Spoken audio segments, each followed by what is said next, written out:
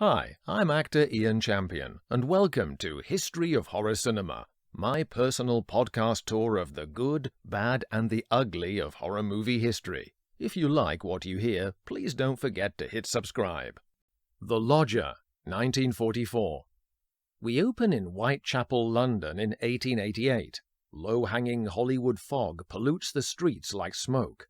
Through them patrol genial, moustached Victorian bobbies, truncheons in hand. Spilling out of an East End pub come a gaggle of gore-blimey cockneys, flat-capped labourers, painted ladies, and pearly kings.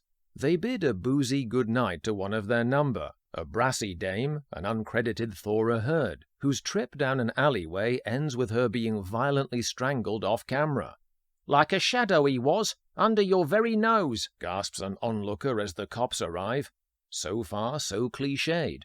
But from these unprepossessing beginnings emerges a strange man in our midst, and a surprisingly good horror remake. The Lodger, 1944, was the third film version of Marie Belloc-Lowndes' 1939 novel about the notorious Jack the Ripper killings, a brutal series of murders that earned him the title of the world's first acknowledged serial killer. Alfred Hitchcock propelled himself to fame directing a hugely stylish and atmospheric silent film version released in 1927, starring Ivor Novello in the title role.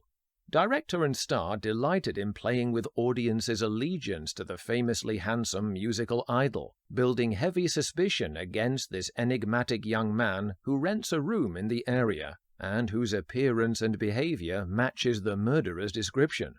Both this and the subsequent 1932 sound version, also starring Novello, revealed that he was in fact pursuing the killer. For the 1944 remake by 20th Century Fox, the premise was changed to throw knowing horror fans' expectations with an interesting double bluff. The result is well directed by John Brahm, with excellent performances by an engaging top-draw cast. And while honouring the Victorian period with great sets and costumes, it manages to introduce an early modern approach to criminal psychology. The aforementioned man from the mist is Samuel Laird Cregar, a fascinating and tragically short-lived actor who died aged 31. His death would also have stunned many, as he appeared to be much older due to his imposing height of 6'3" and weighing in at around 300 pounds. Cregar's bulk typecast him as looming heavies in both senses of the word, a problem that tortured him incessantly in his desire to play romantic leads. He made a name for himself in the theatre in a self-financed theatrical run as Oscar Wilde. This led to movie offers and a 7-year contract with Fox, starting as a larger-than-life fur trapper character in Hudson's Bay in 1941. Before long, his film roles showcased his versatility, developing comic chops opposite Jack Benny in the 1941 film version of the famous farce Charlie's Aunt, and in the same year channeling a frightening intensity in the film noir I Wake Up Screaming, as a cop who knowingly frames innocent Victor Mature for the murder of a girl whose case he obsesses over. By the time Cregar did The Lodger, it was to be his penultimate film in a movie career spanning just 6 brief years. He was a troubled soul who, instead of enjoying his success and reputation, battled with inner demons on more than one front. Cregar had submitted to playing various colourful and stereotyping assigned parts under his Fox contract, while struggling to break away from the limitations of often villainous roles. An added career complication, for his bosses, was his homosexuality. He had no problem or qualms about picking up younger men, yet in the more disapproving 40s climate, his gay relationship with married actor David Bacon forced the studio to distance any connection between them in 1943, following Bacon's unsolved knife wound murder. Cregar had described himself as such a good friend of the young man. Fox head Darrell F. Zanuck contrived a press story amorously linking him to Dorothy Maguire by way of damage limitation. Cregar had begun using amphetamines as part of dieting for his latest film. He makes a compelling screen presence regardless of whatever he was attempting with his shape. Tall, somber, sad-eyed, and with a light, registered cultured voice reminiscent of Vincent Price. For the part of Mr. Slade, Cregar showed off his facility for an English accent. Although born in Philadelphia, USA, he had benefited from an education at England's Winchester College. As the film unfolds, like the previous version, evidence is loaded against Slade. His landlady, Ellen Bonting, Sarah Allgood's feminine intuition immediately begins to suspect him of being tied to the Ripper murders. Allgood was superb as the matriarch of the Morgan family in the much-loved How Green Was My Valley, and here her conviction is so strong that gradually she influences her husband, that venerable character player Sir Cedric Hardwicke, whom we last saw in 1942's The Invisible Agent and The Ghost of Frankenstein. His cosy domestic world of the smoking jacket and pince-nez glasses by the fireside is soon penetrated by the chill of foreboding. Their lodger is nocturnal. I enjoy the streets at night, when they are empty, rents their attic for strange smoky experiments under the guise of being a pathologist, and has the most evasive, haunted manner about him.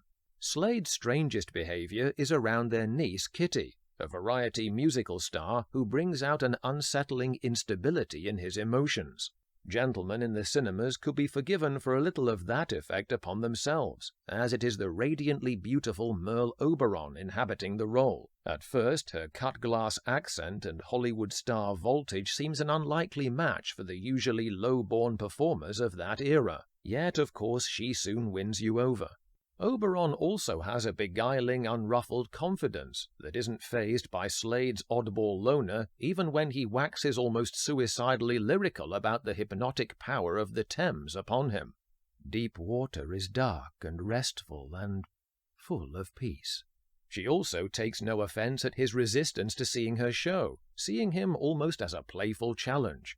Another major character, who actually sees Kitty in the same way, is the intrepid Inspector Warwick. The hits just keep on coming, as the urbane dry wit of George Sanders is brought to bear in the part, subtly shifting between the deliciously waspish superiority of his signature roles in All About Eve and The Jungle Book, and a charming vulnerability in chasing the coquettish Kitty. There's a wonderfully black-humoured scene between the two, as he shows her around the police's infamous Black Museum of Historic Murder Items. What's this chopper for? At one point, after his offer of tea at his mother's is met with silence, he picks up a poker, used by a man who beat his sweetheart to death. She, unflappably curious about these grisly mementos, asks, why did he do it? Well, we've never known exactly, but my belief at this moment is that she failed to answer some perfectly simple question. The flaring in Sanders' eyes as he replies, and the daringly kinky edge to this dialogue is macabrely funny, even more enjoyable for Oberon's risque playing along instead of outrage. The lodger is not just finely cast, it also boasts marvelous external sets for the London streets, by James Bassevi and John Ewing, giving great depth of perspective. The cinematography by Lucien Ballard, who married Oberon the following year, is an atmospheric treat, such as when he stages a wide shot of cops stationed sentinel on horseback in the fog during a manhunt.